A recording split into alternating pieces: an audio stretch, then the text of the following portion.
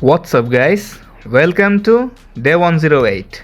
Right now আমি video shoot করছি হাইওয়ের পাশ থেকে এবং এখান থেকে মানিখার ঈদগাহ এবং মসজিদ একদম ক্লিয়ার দেখা যায়। এই মুহূর্তে আমি দাঁড়িয়ে আছি কাঠিবাজার থেকে পূর্ব দিকের সাইডে এবং আজকে আমার প্ল্যান আছে যে তোমাদেরকে হাইওয়ে রাস্তা ধরে পূর্ব দিকে বেশ কিছু সুন্দর সুন্দর জায়গা এক্সপ্লোর করানো। তো ওই দিকেই আমরা যাব সোজা বরাবর পূর্ব দিকে।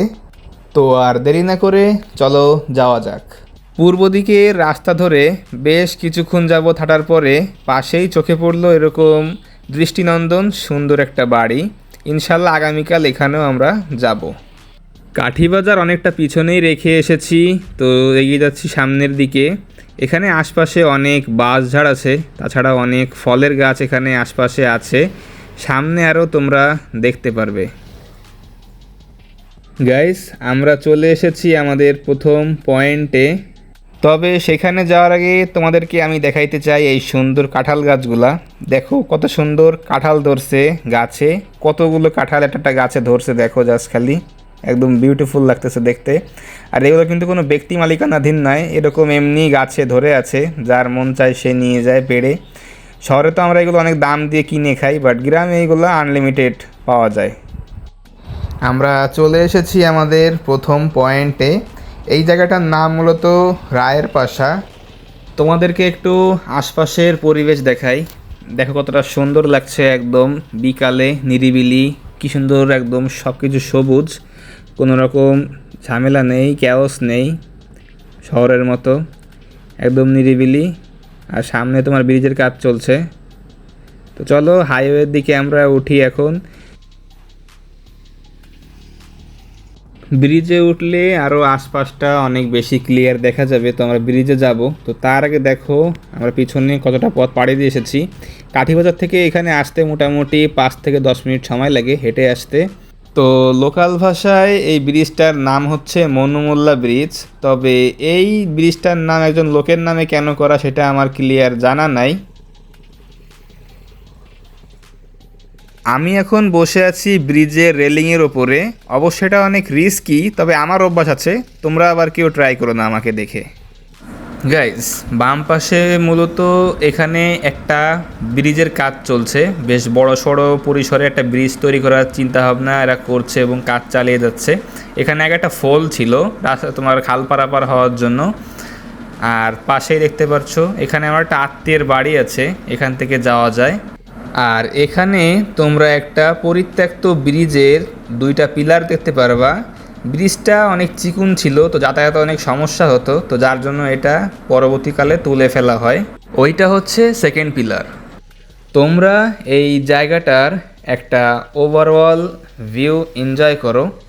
আর অনেস্টলি বলতে গেলে এই জায়গাটা আগে আরও অনেক বেশি সুন্দর ছিল, বাট এই ব্রিজের কাজ চালু হয় এটার সৌন্দর্য আস্তে আস্তে কমতে থাকে।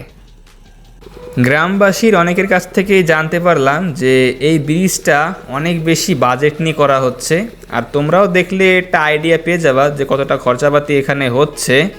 এটা মূলত তৈরি করা হচ্ছে মানুষের খাল পারাপার হওয়ার ব্রিজ হিসাবে। এটা কোনো কমার্শিয়াল ইউজের জন্য কোনো ব্রিজ তৈরি করা হচ্ছে না যে বাস ট্রাক বড় বড় লরি এখান থেকে যাবে।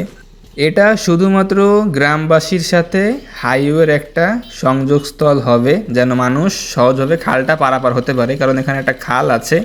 তো এই রকম জিনিসের জন্য এত বড় বাজেট দিয়ে কেন এরকম একটা কমার্শিয়াল টাইপের ব্রিজ তৈরি করা হচ্ছে, অনেকের মনে এই প্রশ্নটা বিদ্ধ হয়ে আছে।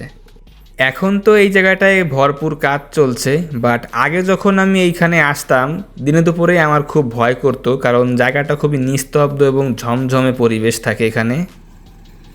আমি এখন যেই জায়গায় দাঁড়িয়ে আছি এখান থেকে গোপালগঞ্জ এবং খুলনা এই 2 জায়গার দূরত্বের কথাটা উল্লেখ আছে। দেখতে পাচ্ছ খুলনা 66 কিলোমিটার এবং গোপালগঞ্জ 10 কিলোমিটার। সামনে একটু উঁচু উঁচু লক্ষ্য করতে পারছি, হয়তো এখানে কৃত্রিমভাবে পুকুর তৈরি করা হয়েছে, এটা এবারই দেখলাম। তো চলো এবার যাওয়া যাক আমাদের দ্বিতীয় পয়েন্টে। চলে এসেছি আমাদের সেকেন্ড পয়েন্টে। জায়গাটার নাম হচ্ছে ভোজেরগাতি এবং এটা হচ্ছে তার আশপাশের ভিউ। সামনে এটা হচ্ছে বোঝেরগাতি ব্রিজ। তো চলে আসলাম ব্রিজের উপরে, আর দেখতে পাচ্ছ আমাকে অনেক দিন পরে এইখানে আসলাম। সামনে দেখতে পারছো ওই যে একটা স্কুল, এটার নাম হচ্ছে বাজনিয়া হাই স্কুল সম্ভবত এটা। এবং ভোজরগাতি ব্রিজ থেকে এই হচ্ছে আশপাশের দৃশ্য। এখন সন্ধ্যা হয়ে গেছে, তো সব কিছু ডার্ক লাগতেছে।